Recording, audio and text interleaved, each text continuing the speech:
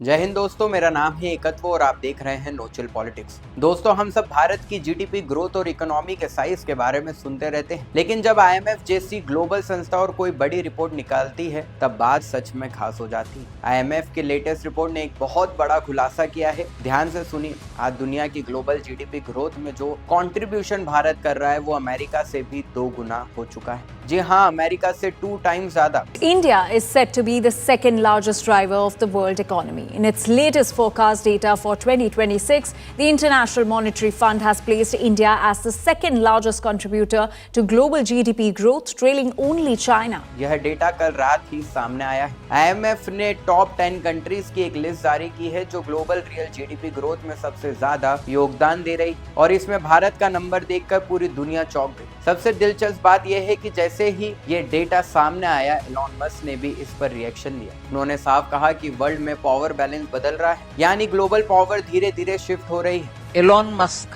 takes the IMF data to say, wow, is this true? You know, that kind. I don't remember what exactly he said. Wow, he said, or something else he said. China contributes 26% of growth in GDP, global GDP. India contributes 17%. Together, 43% of global GDP growth comes from these two economies. This is the kind of strength that India has acquired now.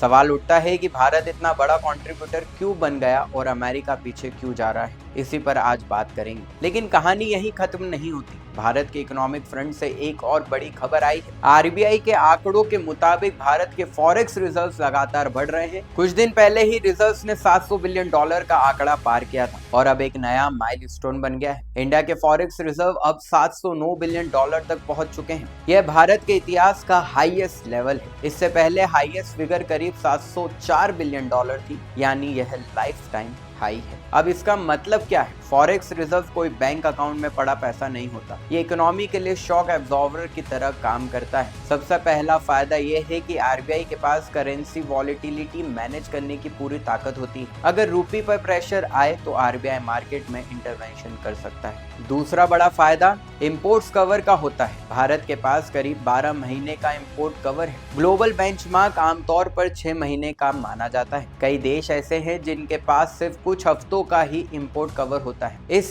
Comparison remember India बहुत मजबूत position में खड़ा है। तीसरा फायदा investor confidence का है। Strong reserve का मतलब फॉरेन इन्वेस्टर को भरोसा कि इंडिया किसी भी ग्लोबल शॉक को हैंडल कर सकता है, चाहे जियोपॉलिटिकल टेंशन हो या क्रूड ऑयल की कीमतों में उछाल। अब बात करते हैं करंट अकाउंट डेफिसिट की। आरबीआई के लेटेस्ट डेटा के मुताबिक FY26 के Q2 तक इंडिया का CAD सिर्फ 1.3% ऑफ जीडीपी है। यह लेवल बहुत हेल्दी माना जाता है। जनरल रूल यह है कि अगर CAD 2% से नीचे रहे तो इकोनॉमी सेफ जोन में होती है। करंट अकाउंट डिफिसिट में सिर्फ ट्रेड डेफिसिट नहीं आता, इसमें रेमिटेंसेस और इंटरेस्ट पेमेंट्स भी शामिल होते हैं। इतने सारे कंपोनेंट्स होने के बावजूद अगर CAD सिर्फ 1.3% है तो यह बहुत स्ट्रॉन्ग सिग्नल है, खासकर उस वक्त जब ग्लोबल ट्रेड स्लो डाउन चल रहा है। अब वापस आईएमएफ की रिपोर्ट पर आते हैं। आईएमएफ के मुताबिक ग्लोबल जीडीपी ग्रोथ रेट करीब 3.3% के आसपास है, लेकिन असली कहानी ये है कि इस ग्रोथ को ड्राइव कौन कर रहा है। चाइना अब भी लार्जेस्ट कंट्रीब्यूटर है करीब 26.6% के साथ, लेकिन इंडिया दूसरे नंबर पर है करीब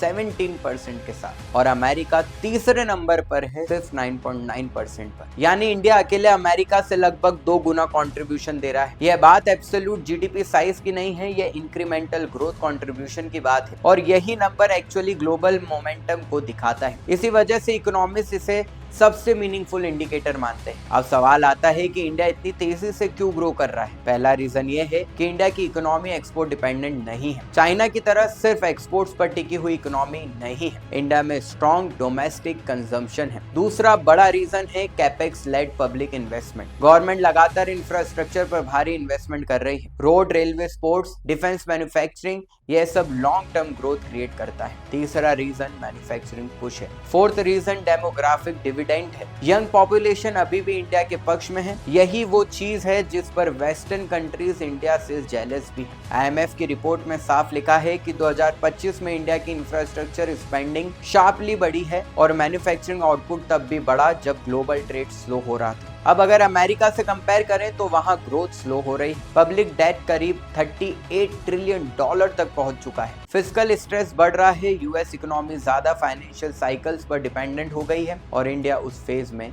नहीं। इसी कॉन्टेक्स्ट में एलॉन मस्क का स्टेटमेंट बहुत इंपॉर्टेंट हो जाता है। जब वह कहते हैं कि बैलेंस ऑफ पावर शिफ्ट हो रहा है तो इसका मतलब स्ट्रक्चरल चेंज है। यह कोई टेम्पररी साइकिल नहीं है, यह लॉन्ग टर्म ट्रांसफॉर्मेशन। अगर चाइना और इंडिया दोनों का कंट्रीब्यूशन जोड़ दें तो ग्लोबल ग्रोथ का करीब 44% सिर्फ 2 देशों से आ रहा है। यह अपने आप में मैसिव शिफ्ट है। अब इन सब के साथ फॉरेक्स रिजर्व्स और CAD को जोड़कर देखें, ग्रोथ स्ट्रांग है, एक्सटर्नल बफर्स स्ट्रांग है, एक्सटर्नल डेफिसिट कंट्रोल में है। नॉर्मली जब ग्रोथ तेज होती है तो रिजर्व्स गिरती हैं या डेट बढ़ता है, लेकिन इंडिया ने इस बार बैलेंस बना लिया है। यही चीज इंडिया को अलग बनाती है। पहले ग्रोथ आती थी लेकिन रिजर्व्स कमजोर रहते थे, यहाँ CAD आउट ऑफ कंट्रोल चला जाता था। इस बार ऐसा नहीं है। ओवरऑल पिक्चर साफ है। IMF डेटा दिखाता है कि इंडिया ग्लोबल ग्रोथ लीडरशिप की तरफ बढ़ रहा है। फॉरेक्स रिजर्व दिखाते हैं कि इंडिया एक्सटर्नल शॉक्स के लिए तैयार है। CAD दिखाता है कि बैलेंस बना हुआ है और एलॉन मस्क का कमेंट इस बदलाव की ग्लोबल रिकॉग्निशन।